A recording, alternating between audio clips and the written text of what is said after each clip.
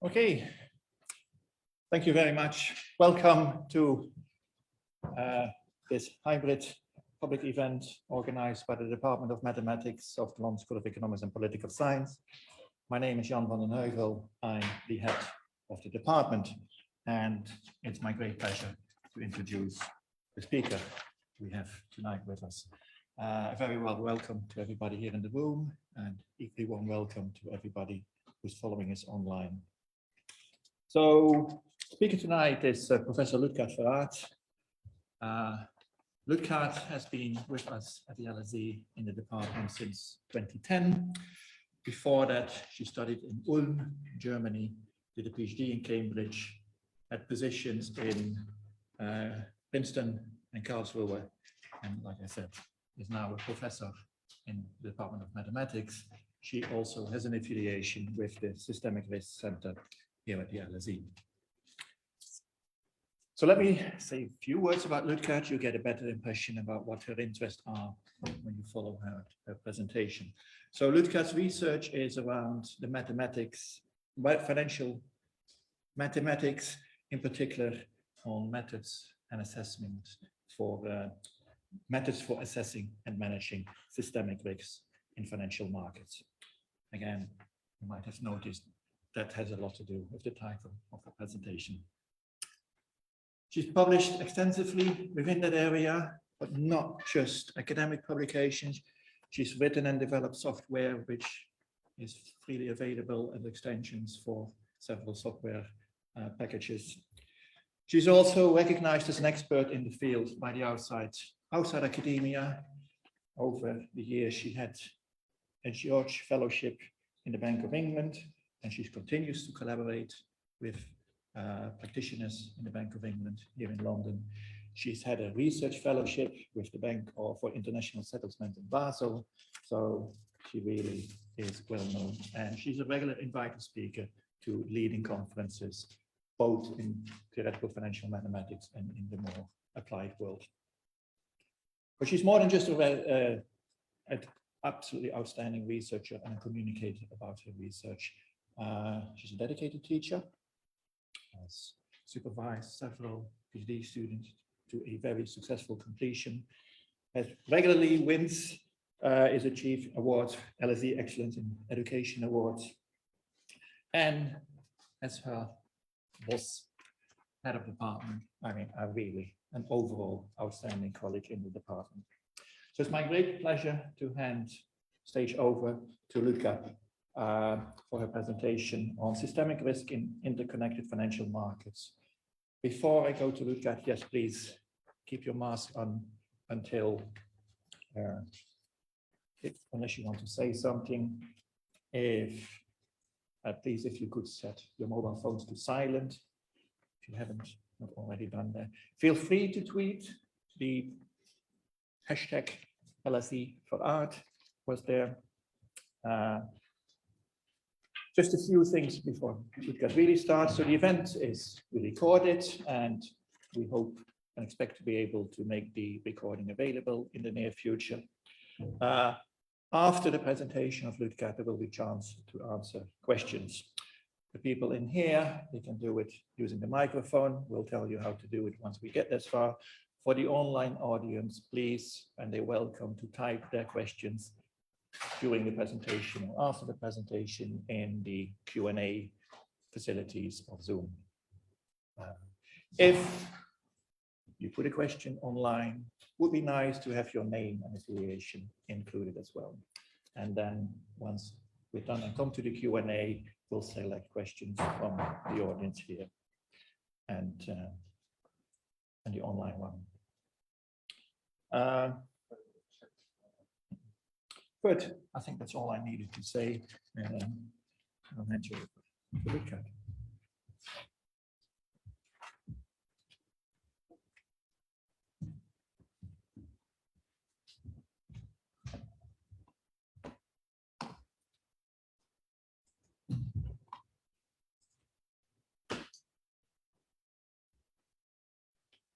Okay, yeah, thank you very much for the very kind introduction, Jan. It's a pleasure to give this presentation here today. So I will be speaking about systemic risk in interconnected financial markets.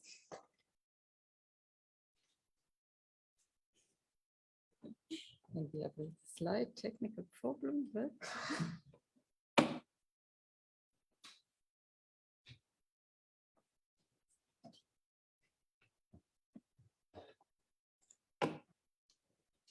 Okay, thank you.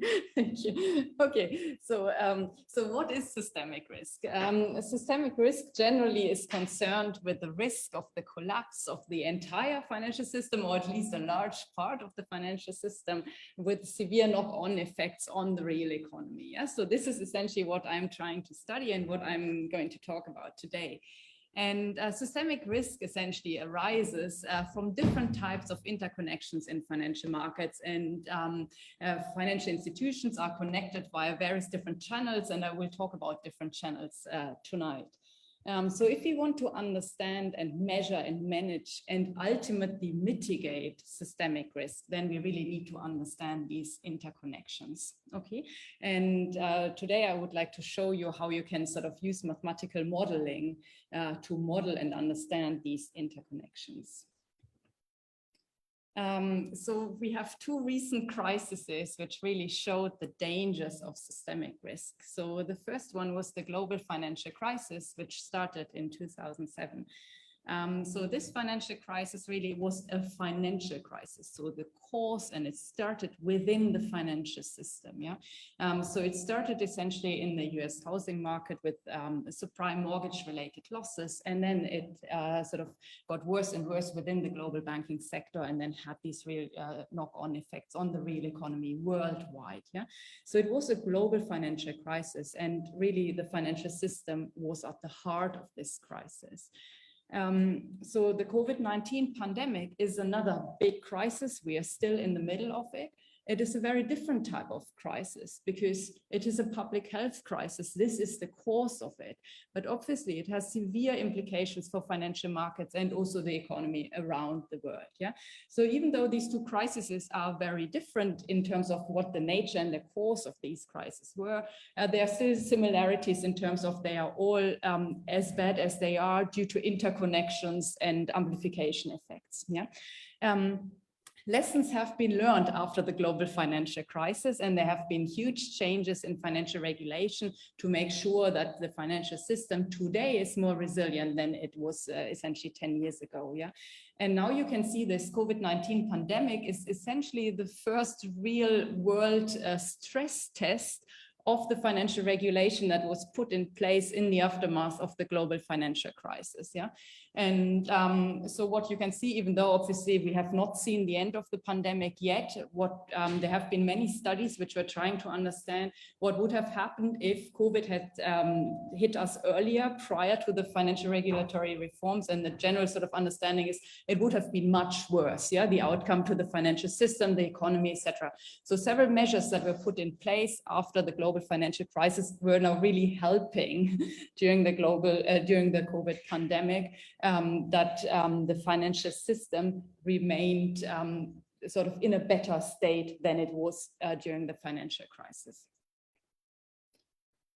Okay, but in both crises, obviously network effects played a major role in the COVID. It's very obvious, yeah. If you meet other people, you can spread the virus and so on. So this is a very obvious connection, how it goes, how sort of the pandemic spreads around the world. But in this talk, I will focus on the financial connections, yeah. And financial markets are highly interconnected nowadays, and connections can be of both types. They can be very direct. For example, if you borrow money from someone and you cannot repay this debt at some point, then this might bring other people into trouble. Yeah, so this is sort of a direct relationship, sort of lending between counterparties and so on. So, but there are also indirect connections between financial institutions or market participants or consumers, etc. For example, think about investors which invest in different assets in financial markets. Yeah, so if you look at two different investors, they might not have a direct trading relationship between the two of them, but since they're investing in similar assets, they might have overlapping portfolios, yeah, and so therefore there is a connection between these two investors because they have overlapping positions, yeah. So you see, sometimes it's not immediately obvious whether two participants are connected or not. Sometimes there's a direct contract between them, and sometimes it's going via various rounds, essentially, until you realize these two are actually connected, yeah. So then the question is, what are consequences of connections? First of all, there are all these, the risk from feedback effects. So on my first slide, I had this domino, yeah? So the risk is that someone sort of triggers this domino and then it sort of starts falling. So the initial loss that can sort of run through the financial system and can essentially cause huge losses. So these are sort of what we consider the negative feedback effects in the system. And this is obviously what we are mainly concerned about, yeah? This sort of loss cascades in financial systems. But then also, I want to point out that connections are not always a bad thing, yeah? So connections can also lead to some sort of risk sharing and so on. So it's not always the case that removing a particular connection is always better from a risk management perspective. So there are two sides of these feedback effects. And then another important part is that there's not just feedback in financial networks, but there are also amplification effects. And this is really a problem. So if you have some connections between market participants, then obviously these connections can spread losses. This is already bad enough. But it could happen that these losses are actually amplified and becoming worse and worse and worse while they are sort of traveling along, yeah? And then this is a problem. And this is something that was really observed during the global financial crisis. So this started essentially with subprime mortgage-related losses in the US housing market. And these losses are usually sort of estimated to be in the hundreds of billions US dollar, yeah? And but then these mortgage-related losses really had severe consequences to the for the global banking system. Yeah, and then we said we've seen lots of trouble within the banks. Losses got amplified, and then ultimately reached the real economy. Yeah, and then the outcome is usually estimated from billions of losses in the housing, in the mortgage-related, subprime mortgage-related losses, to trillions of losses once you sort of follow it through where it ended up, and you had this huge decline in GDP and large unemployment, etc. So this is really this sort of amplification that was observed during the global financial crisis, where some initial smaller losses were amplified significantly and ultimately were really huge. Yeah, so this is really also a danger of these connections, that they are not just there for transmitting losses, but they could also amplify these losses. Okay, so then the question is, if we are concerned about these connections and the outcome for the financial system, how do we actually assess the resilience of a financial system? And a good tool for that, and that is also being used in practice, are stress tests. So what are stress tests? Stress tests are essentially an exercise where you want to check how resilient a selection of financial institutions are.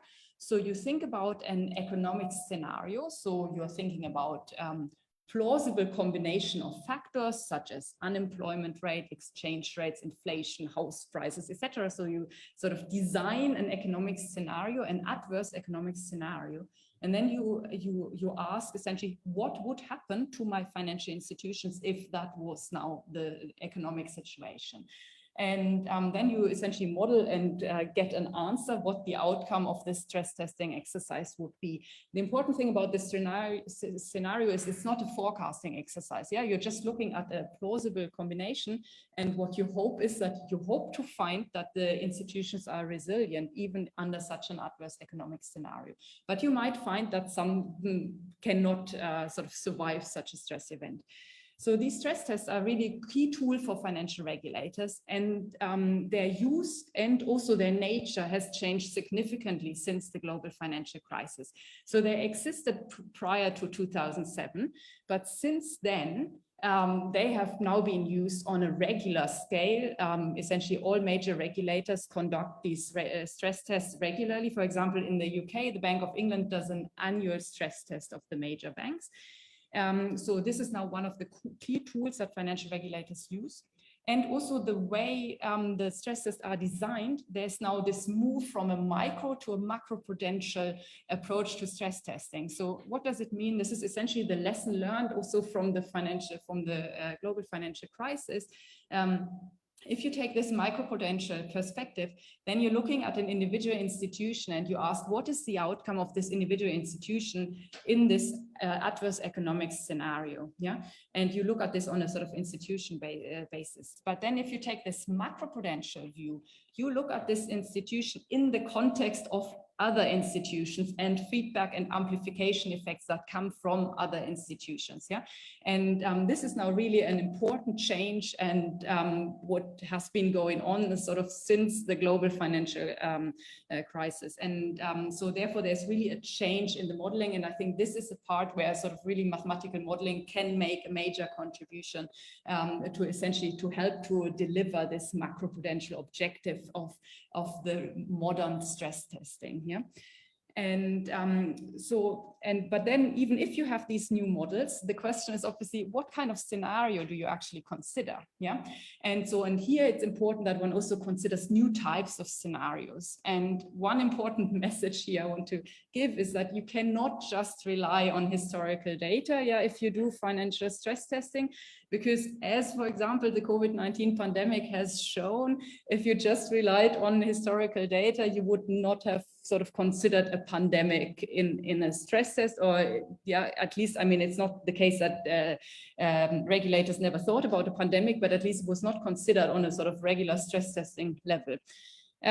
So other examples for new type of scenarios are climate change and potential consequences of climate change, yeah, for the economy. And this is also one of the topics that is sort of feeding into new ideas of stress testing, yeah.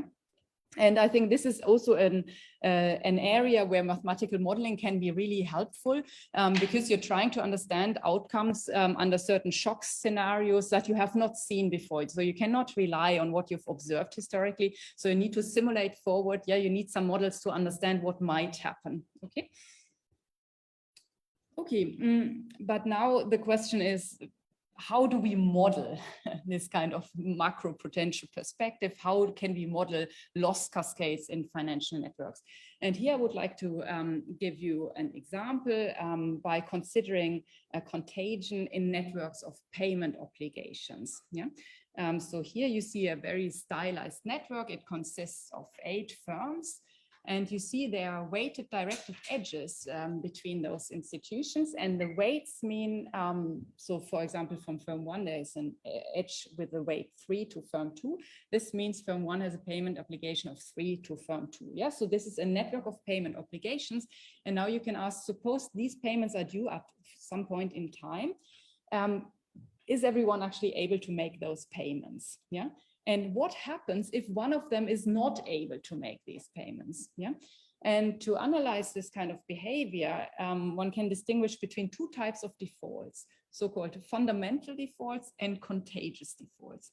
Fundamental defaults are all those institutions that, even under the assumption that everyone pays what they should, cannot pay their debt. Okay, so this is a fundamental problem, fundamental default. Contagious defaults are all those defaults that default at the end of following this loss cascade, but are not fundamental defaults. Yeah, and so these contagious defaults, these are the defaults you find by modeling these loss cascades and modeling contagion in a financial network. And so the question is essentially what kind of contagion mechanism do you consider here? How do you model it mathematically? And then what is ultimately the outcome in this system? Yeah.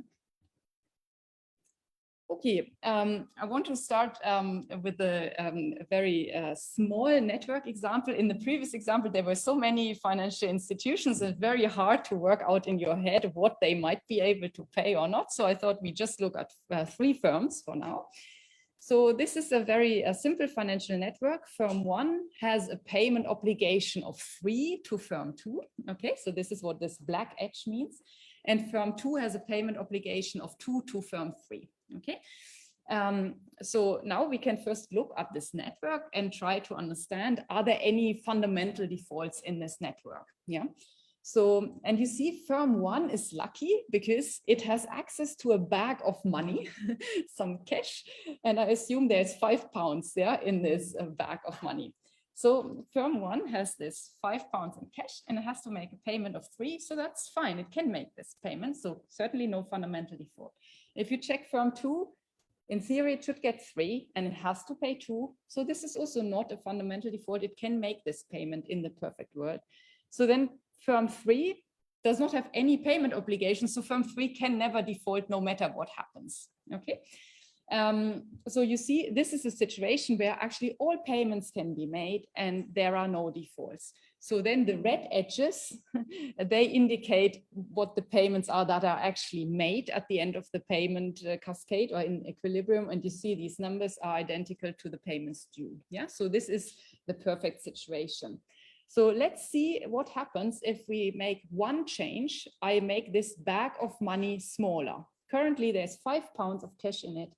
Now I make it smaller. There's only £1 of cash left in it. So now if you check whether firm 1 is a fundamental default, you see now it is actually a fundamental default. It only has this £1 and it has to pay 3. Yeah. And there aren't any changes for firm 2 and firm 3 because we haven't made any changes to the edges associated with these nodes. So the only difference is now one fundamental default. So of firm 1, let's see what the consequences are of this fundamental default. So firm 1 only has this £1 in cash. So the maximum it can pay is this £1 that it can pass to firm 2. So therefore the red weight now is 1. Yeah, this is what it pays to firm 2. And now firm 2 only has £1 and can only make a payment of £1 to firm 3. So you see firm 2 now is actually also now in default because it cannot pay its debt in full. And now firm 2, this is an example of a contagious default. Yeah, so you see this is something that could happen once there is a fundamental default in the system. This can have knock-on effects. Yeah, and here firm 2 suffers. The important thing to note here is also I didn't change the actual network structure, the connections between the firms here. I only made the money back smaller. Yeah. So this is important to consider. So the network is obviously a very important input in this analysis, but it's not the only quantity. Yeah. So all the nodes in the system, they are equipped with a balance sheet. They have additional properties. And in my stylized example, they come with a money bag or they come without a money bag. Yeah. So this is information outside the network that plays a major role on what then actually happens within the network. Okay, so, but this was still a very good situation because the assumption was that there weren't any frictions in case of default. So the assumption was if you default, you can just pay what you have and pass it on to your counterparties. So in practice, that's not the case. If you default, there are bankruptcy costs. Also, your money back might actually not be so liquid. Yes, so you might not be able to actually access it completely. You might only get parts of it or so. Yeah, and so this can be modeled by introducing bankruptcy costs. And now I'm making the assumption in this on this slide that every time there's a default, you can only use half of your resources to pay out to your counterparty. Yeah. And if you do that, then you see firm 1 only has this bag of 1, but it can only use half of it, or it might only recover half of it to pay out to the other nodes in the system. So it pays 1/2. And then firm 2, again, still suffers a contagious default and now pays even less. It pays 1/2 of 1/2, 1/4 to firm 3. So you see, this is now an example where losses are not just transmitted, but amplified. Yeah, every time you reach someone else who defaults, there is essentially some money going out of the system in this model. Yeah, so this is the amplification of losses. So every time there's a loss, things get worse and worse. Every time there's a default. Okay. So, but this was still a setting where you could work out in your head what everyone pays. So now I want to make it a bit more complicated and look at circular payment obligations. So the picture on the left is the same network that we have just considered, but I included one more edge, the edge from firm 3 to firm 1, which has a payment obligation of 1. Yeah. And on the left-hand side, I show you the situation without any bankruptcy costs. Now you might ask, what is the effect of adding this one additional edge to the system? It turns out firm 1 remains a fundamental default. Yeah, it still gets this 1 now from firm 3, but it's not enough to make the full payments of 3 to firm 2. But now the good thing is, since firm 2 now receives 2, firm 2 is no longer a contagious default. Yeah. So firm 2 is now surviving in this situation. This additional edge was a good thing for firm 2. Okay. So let's see what happens now if we consider the same network with bankruptcy costs. Now the situation is becoming a bit more complicated, and you might not be able to compute this immediately in your head. But the assumption is now you're again just paying out half of what you have. Yeah. And what you see now, you see all the nodes are in red. This means in this situation, actually everyone now defaults. Yeah. If you added this additional edge, you have bankruptcy costs, and this is now contagion knocked out everybody. Yeah. So what you see here is the network is the same in both cases, but the contagion mechanism is different. On the left-hand side, we assume no bankruptcy costs. On the right-hand side, we assume bankruptcy costs, and the outcome for the system is very different. Okay. So in these examples I showed you, this contagion or loss cascade was triggered by the default of a counterparty. Someone was not able to make their payments. They had less assets than liabilities. They defaulted, and this triggered the contagion. So the question is, does contagion only start by the default, from the default of a counterparty, or can contagion start earlier? And the answer is contagion can actually start earlier. It can start prior to the default of an institution, and this makes it really very dangerous. Yeah. Here I'm citing a press release from the Basel Committee on Banking Supervisions, which said that essentially during the global financial crisis, only about 1/3 of the losses attributed to counterparty credit risk were due to actual defaults. Yeah, so there was a lot of marking to markets going on that essentially started this contagion. And this contagion that is triggered prior to the default of an institution can also be captured in a network model, similarly to what I've just shown you on the previous slide. Another example for a contagion mechanism that starts prior to the default event is fire sales. Yeah. Investors which might get into trouble for whatever reasons, they start selling assets, yeah, and if they sell them in big quantities, there's a decline in prices, and then everyone who is sort of holds these positions is getting into trouble, yeah. So, and this is also an example. This is this price-mediated contagion that can be triggered much earlier than actually at the default event. So you see, contagion can spread through financial systems even prior to the default. Okay, and then there is another channel of risk in financial markets, and this is associated to liquidity risk. Yeah, and this is also plays a major role when you are looking and trying to understand how resilient financial markets are. So this was also already a problem during the global financial crisis, but now during COVID-19, one has really also seen again the risks that arise from liquidity needs. So in spring 2020, when really COVID hit and the lockdown started, and then there was sort of huge drops in asset prices, increased market volatility, and the problems in financial markets then really started. And there was, at this time, there was a huge demand for liquidity.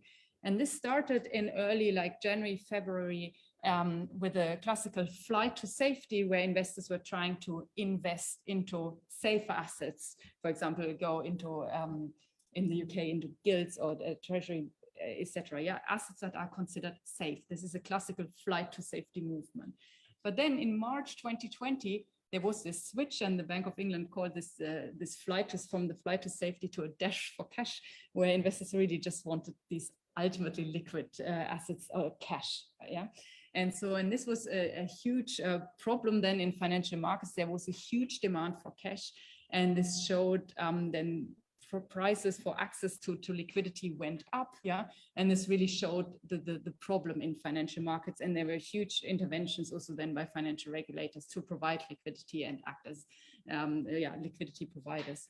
So what we've also seen during COVID-19 pandemic was these deleveraging effects in financial markets, and there were also these large margin calls, and this is now a new effect that essentially since the global financial crisis, there have been changes in financial regulation, for example, how you trade derivatives. Yeah, so many derivatives now have to be cleared via central counterparties, and those that you do not, and there's some collateral in place for those, and those that are not cleared via central counterparties, you still have to post some collateral. So the idea is that you're trying to reduce counterparty credit risk by posting collateral for certain positions. And so what is this collateral? You can think in terms of if you buy a house and you have a mortgage, then this house is essentially the collateral. This is protecting the position. So if you cannot repay your debt, then the bank can just keep your house. Yeah, and sort of in a similar way, positions in financial markets are now required to be protected up to a certain level by collateral. And these margin calls, they happen if the financial situation has changed and there's more need now to post additional collateral. And this is what happened now during the COVID pandemic in the spring. Market participants were required to post additional collateral, and these were these margin calls. So they were asked to make payments, for example, in cash. This is why there was also such a huge demand for cash within a very short time frame. This could be within a couple of hours, you have to make these additional payments. Yeah. And so this was one of the causes for this huge demand of liquidity. And what one has also seen in this context, that there are different sort of types of financial institutions that played a major role in the provision and also in the supply and demand for liquidity. Yeah, and one could really see that there was a major crisis there in the spring of 2020. And you can also use now network models to model this supply of liquidity. Similarly, how you can model sort of contagion in payment systems. You can also look at the access to short-term funding. What are the effects of these margin calls? Yeah, how much liquidity is needed? How is that spread around the system? Okay, now I want to show you a bit how you can sort of mathematically try to work out what an equilibrium in such a sort of contagion model would be. Yeah. So you have seen we had these payment chains initially where you start with your money bag and you can just work out step by step who is paying what. Yeah. But if you have these circular structures and so on, then it's becoming complicated, because once you sort of reach the end of your chain, you might be going back and there's suddenly more money coming that you might need to send again through the system and so on. So somehow the question is, where does this converge? Yeah, is there some sort of equilibrium in these systems? And if there is one, how do you actually compute it? Yeah. So here I want to give you an example of a network of payment obligations, and it can represent different things. It can be the repayment of some debt in an interbank lending network, or it could also be this payment of variation margin calls. Yeah, now after that is now due after the global financial crisis and all the reforms in derivatives markets. So here I define a function phi, and this function now returns the difference between assets and liabilities. So it returns for a given, the input is the net worth of an institution, and for a given net worth of an institution, it returns the difference of what you have and what you have to pay. Yeah, so this is what this function phi is trying to model. Phi returns an n-dimensional vector where n is the number of institutions in the system. Yeah. And the input E, this stands for equity, it's some type of equity, you can interpret it like this, is the net worth of an institution. And you ask, given the net worth of all the institutions in the system, what is your own net worth? Yeah, so this is what phi I returns. So if you look at this formula, you see, if you start at the very end, we have Li bar. Yeah, so this is, in my notation, what I needs to pay. So this is the total payment obligations of node I, okay? And the question is, so this is what it has to pay. The question is, what does I have to make these payments? So at the start, it has this BI, this stands for bag. This is the money bag from the example. This is the cash, yeah? BI is the cash that node I has, yeah? So it can use the cash to make the payments Li bar, yeah?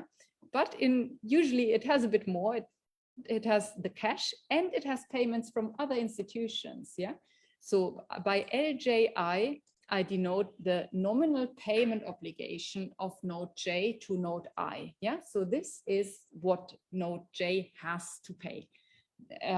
The question is, does it actually pay that in equilibrium? And it turns out this will depend now on this orange box. This orange box contains a function v, and this function v returns a number in 0, 1. Yeah.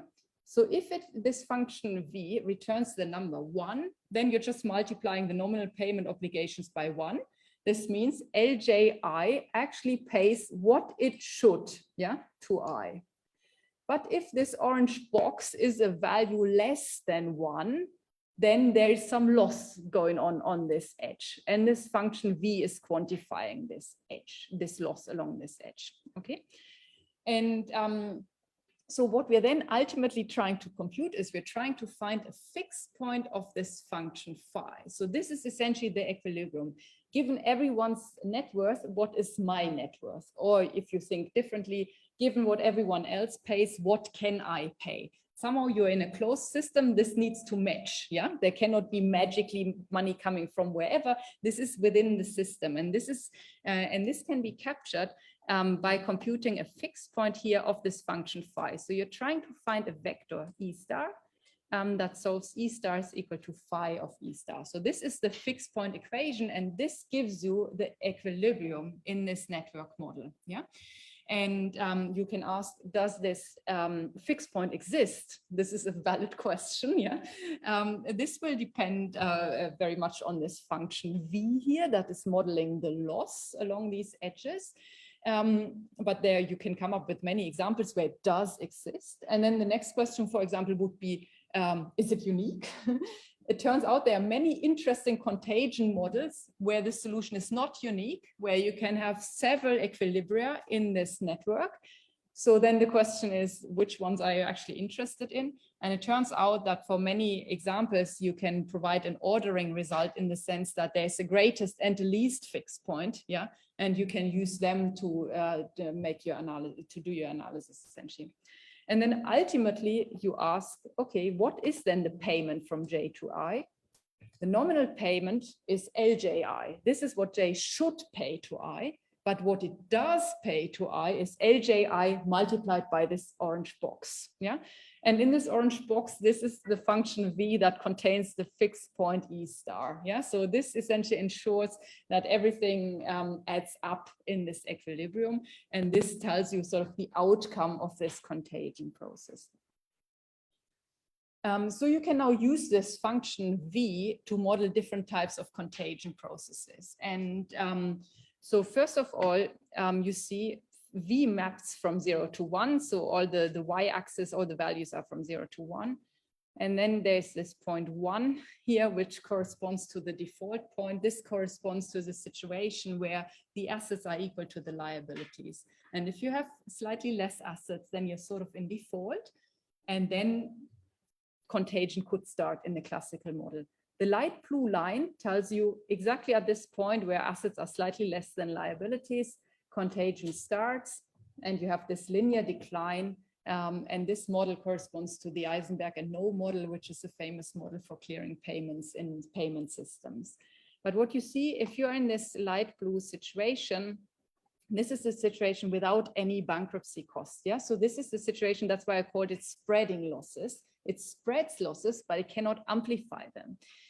So if you have different assumptions on V, for example, the orange line, if you look at the orange one, there's a jump now at the default event. And this jump, from an economic point of view, this is modeling the frictions, the bankruptcy costs. So once you're in default, there's some money lost. Yeah, and this mathematically can be quantified with this jump in this valuation function. And then you're going down, it can continue in a linear fashion as well. So this is now the amplification. If you look now at the red line, you see this red curve is leaving the value 1 even earlier, even when you have higher values of assets still, you're not technically in default, but it could be that marking to market effects essentially lead to a decline in asset valuation. And then this red curve is going down prior to the actual default event. So this red curve is trying to capture what was observed during the global financial crisis. Yeah, so these mark-to-market effects in the earlier start of the contagion process. And by the way, you could add a jump in here as well. Yeah, so the orange and the red, this is essentially what you've seen now in the global financial crisis. Now, what is the blue line? The blue line, I called it collateralization. This is a bit where we are now. So many financial networks are now collateralized. So first of all, what do you see? This line does not go down to zero. It stops, it has a lower bound that is strictly positive. So this tells you, since there's some collateral in place, yeah, losses are not going all the way down. Yeah, so there's some minimum level that is guaranteed. And also what you see, you're staying at this level 1 for longer. Yeah. So, and obviously how long you're staying there and where you end up and so on, this depends on the actual amount of collateral that is being posted. Yeah.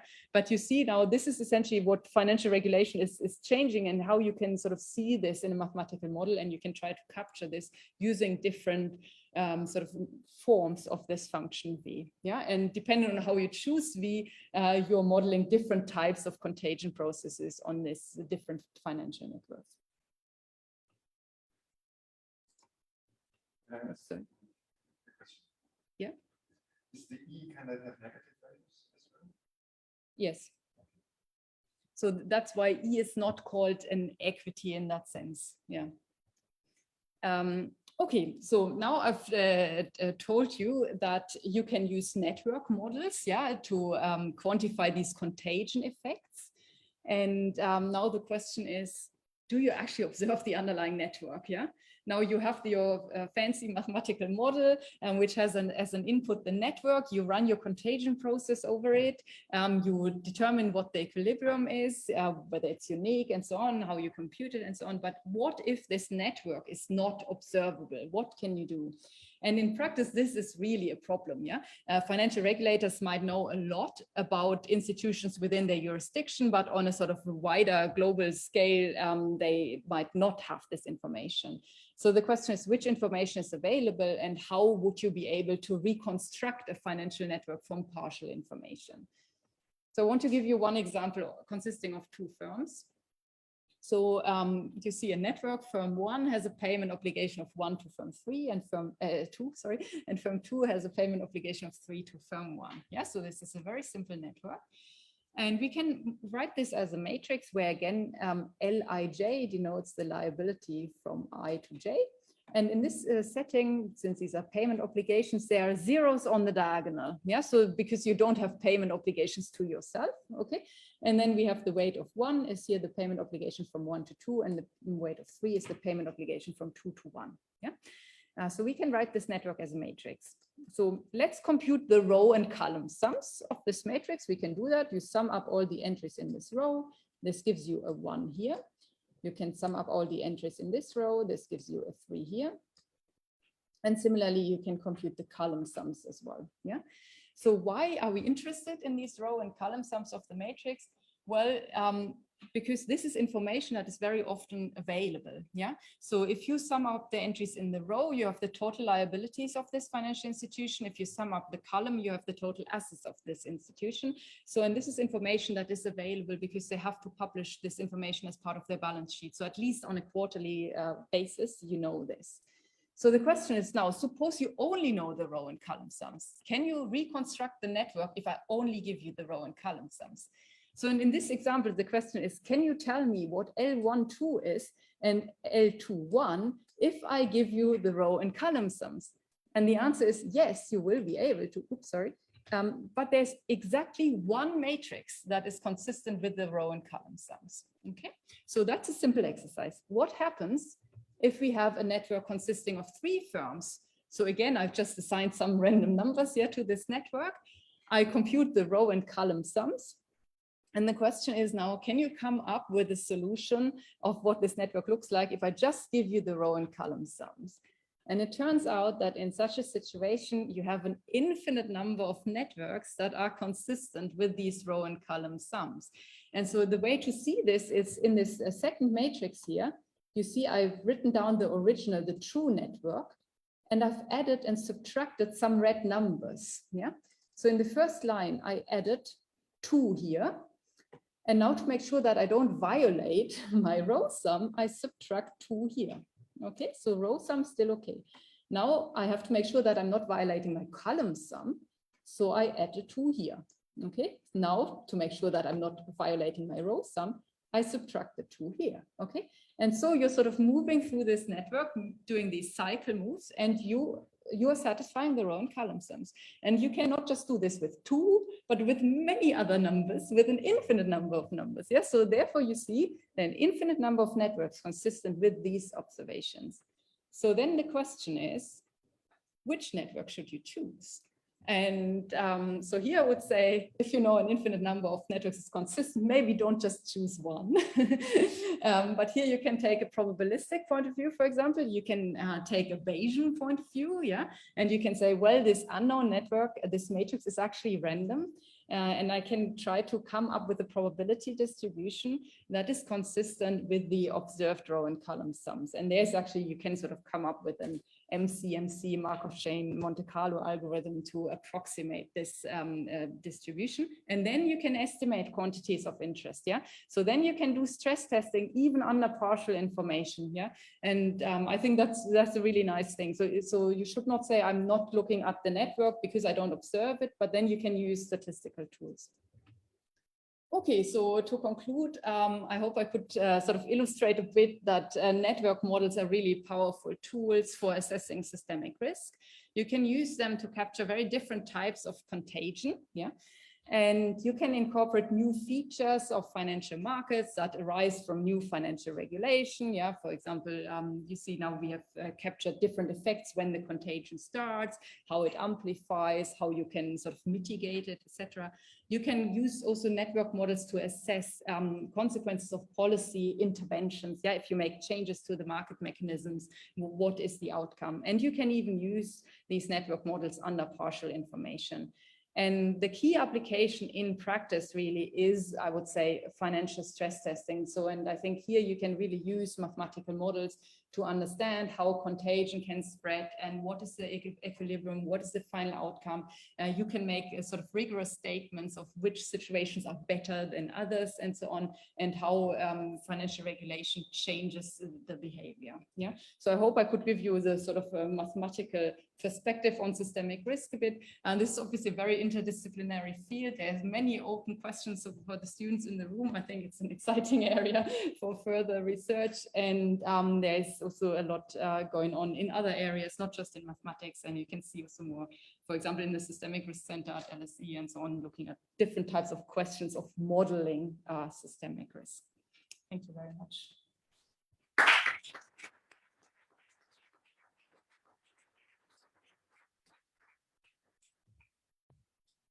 Okay, thank you very much. Do I have to press? Okay. Okay, good. Thank you. Okay, well, thank you very much, Luitgard. Very interesting, very actual and of a major experiment how the financial and economic systems are we kind of gives us what can we do surprises. Next week will be. So we have some time for questions. So is there anybody in the audience? Neil, if you please, you're welcome to take your master so we can understand you. There is a button on your desk which you should press and hold during when you ask a question. Okay. Thanks. Okay. Live. I was just it's mentioned at the end, okay, if you don't know that structure, you can maybe choose some distribution. Would it make sense to try and say something like, oh, you know, for any possible network structure consistent with this information that you know, maybe you would like to be sort of safe in this worst case? Is that something that makes sense? I mean, you can sort of make different assumptions on the actual network structure, and you can include, I mean, the question is, it's not clear what the worst case is in terms of the network. Yeah, it depends very much on the contagion mechanism itself which network structure would give you the worst case. Yeah. So in that sense, I think the advantage of this sort of Bayesian approach of coming up with the distribution and so on is that you can feed in as much information as you'd like and have about the network that you think is plausible for this particular network. And then you can use sort of a Monte Carlo estimator for a quantity of interest, which sort of shows you what the outcome is. You can obviously also look at quantiles of this distribution and so on. But what the actual worst case is will depend very much on the measure of systemic risk and then the actual sort of contagion process that you're considering. Yeah. Thank you. Okay, thank you. I'd also like to give the online audience a chance to ask a question. Several. So I'll take one, maybe two. So a question asked by Franziska Gottwald, who is an LSE global politics student. And the question is, you were talking about changes in financial regulations in order to make the system more resilient after the global financial crisis. And the question is, how are these changes institutionalized? Yeah, okay. So, there were many changes. Essentially, the general idea was banks now are, for example, much better capitalized than they were at the sort of start of the financial crisis. There are more constraints in terms of also liquidity that they need to hold. Yeah, and so these are sort of all on a sort of global level. These are sort of now changes in the regulation, how they have to be capitalized, what sort of buffers they need to hold. Also now there are sort of counter-cyclical buffers that they need to hold. And sort of the important thing is that if you want financial institutions to hold certain buffers that they can use in an adverse situation, then you need to allow them to use these buffers in the time of crisis. And some of them have been, these sort of features have been implemented. So this is in terms of sort of the changes to what the structures of financial institutions is concerned. But then there have been sort of significantly different sort of structures changes also to how the market mechanism works. For example, I mentioned in the derivatives market that you have to essentially have central counterparties, and now you have to clear many derivatives via these central counterparties. So the idea was that you wanted to get rid of the opaqueness of the derivatives market, of the global financial market crisis. And so if you clear them via central counterparty, you know a bit better what's going on. There's some clear rules in terms of also what collateral you have to provide and so on. And then even for the bilaterally traded derivatives, you have to post collateral and so on. And this is sort of, and these are now rules in how the market mechanism works, and they apply depending on sort of what kind of institution you are. You have to comply with these new rules, but also if you trade in certain markets, you have to comply with these rules, no matter if you're a bank or someone else. So these rules apply to you. Okay, thank you, Luca. Can I go to another online? So there's a question here from Stefan Gatsnow, LSE alumni from Toronto, Canada. Welcome. Great. These hybrid really kind of allow us to expand ourselves all over the world. So Stefan's question is, how are the parameters for extreme outliers / unknowns in stress test derived? Given the lack of historical data or factor approximation that would define the true flex when. So I think we have an expert here. So the question is really, how do you, you said that you cannot just rely on historical data or historical scenarios. So now how can you then define parameters? Yeah, that is a very good question. And I think this is really an area also for a lot of sort of future research, how you design these scenarios. So there is no easy answer to that, because you're trying to understand sort of things that might happen in the future. This is sort of simulation based. You can go and see what happens. One point I want to make in this context was that the regulatory reforms that were put in place in the aftermath of the global financial crisis turned out to be quite valuable now during COVID, even though they were not designed, for COVID. So this is, I think, a sort of a key message here. If you try to think about different types of adverse scenarios, you might be able to be lucky and capture something, that might have a sort of positive implications also for other types of stress events. But ultimately, obviously, you need to sort of come up with a systematic way to design these different stress scenarios. And this is not a straightforward task. I mean, coming up with these scenarios is really a key task, and it's not a straightforward thing to do. Yeah. Thank you. Questions from the audience? The person in the blue sweater. Can you say, hold the key, and can you say your name and your affiliation? Hi, no worries. I'm Carl, a PhD student from the maths department. Quick question, you talked about these V functions, these loss functions, and you showed different kind of potential curves. How do we know which curve we are currently in? I mean, I guess it depends on the kind of specific rules which are set by institutions, but I guess these kind of rules can be gamified by banks or by different players in the market. So is there some kind of way to prove that this kind of regulation or mechanism design leads to exactly this outcome as a C curve, or is it more that we hope it does? Yeah, that's a good question. Parts of these function V, or this function V in a way is trying to incorporate bankruptcy law, stylized rules of bankruptcy law. And then you can ask some of these parameters, how do you know them? And in particular, once you are in a crisis, how would you estimate them? And this is very difficult. So for example, what I've shown you with these bankruptcy costs, or if you think in terms of exogenous recovery rates or so they would also vary dramatically depending on which time scale you're actually considering this problem. Yeah. So if you are looking at a very short time frame and ask what is the recovery from these assets at this on a very short time frame, it might be almost zero. Yeah. But then on a longer time scale, it might be that the recovery rates are actually much higher. Yeah.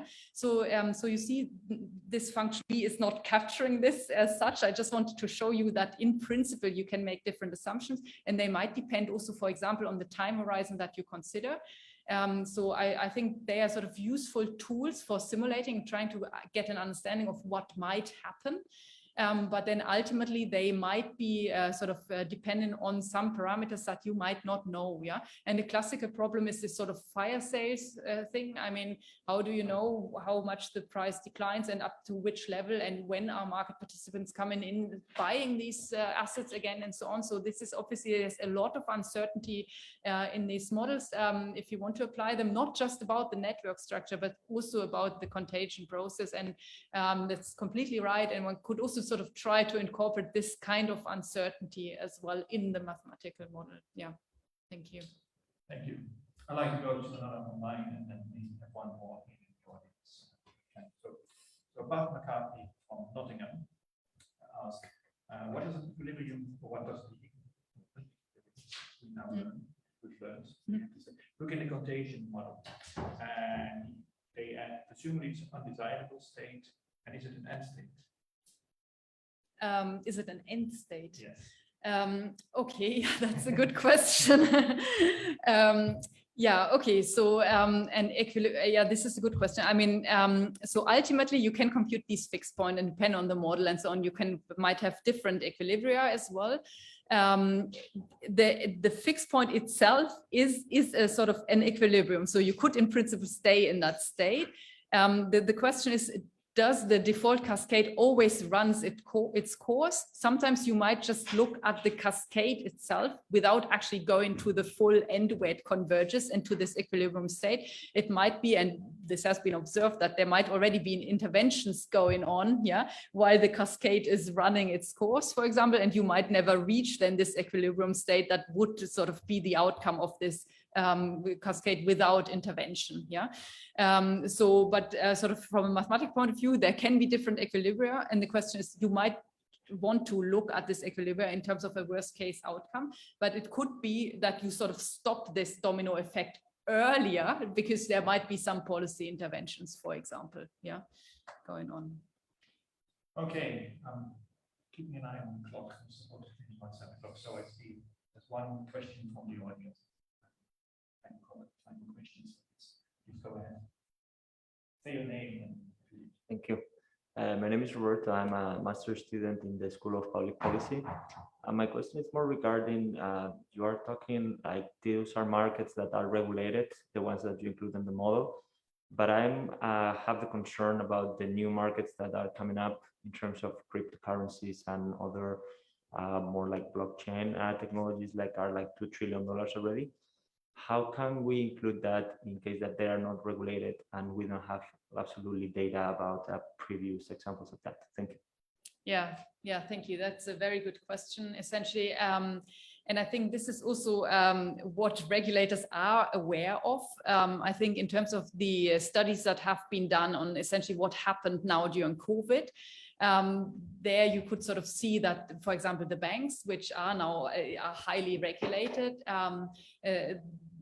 some of these new measures that were put in place after the global financial crisis now really helped the banks to sort of continue to provide, loans to businesses, etc., and to the economy. So this did help, but it's clear that there are many other institutions that are less well regulated. And the question is whether stress testing should be applied to those as well. I guess the answer is yes, you somehow need to account for the effects of other financial institutions. And actually one of the papers I had on the slides, we also looked at non-banks and their role in the provision of liquidity and the demand and supply of liquidity in a crisis. And I think you're completely right. This is a very important point. So because systemic risk is obviously not just about banks or so, yeah. Thank you very much.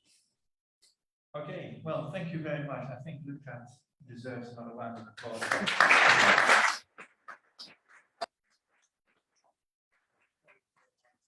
So thank you, everybody here in the audience, for coming here and listening and for the excellent questions. Thank you, everybody who's online. I hope you enjoyed and learned something. You got maybe inspired to do something in this area. You feel more worried about what is going to happen in the economy, less worried because people like Luitgard kind of keeping a finger on the pulse. So yeah, I think we're all a little bit wiser today. I hope you join us again in the future. The Department of Mathematics, we regularly organize public events, public lectures like this. Please follow us on Twitter if you really want to keep up to date what we are doing. The LSE in general has extensive kind of program public lectures, so keep an eye on them. Follow the LSE Twitter, follow their website, subscribe to their mailings, etc. And we very much hope we'll see you again at some of the events, either in real life, more in real life, or online in the future. Thank you very much and have a very good evening.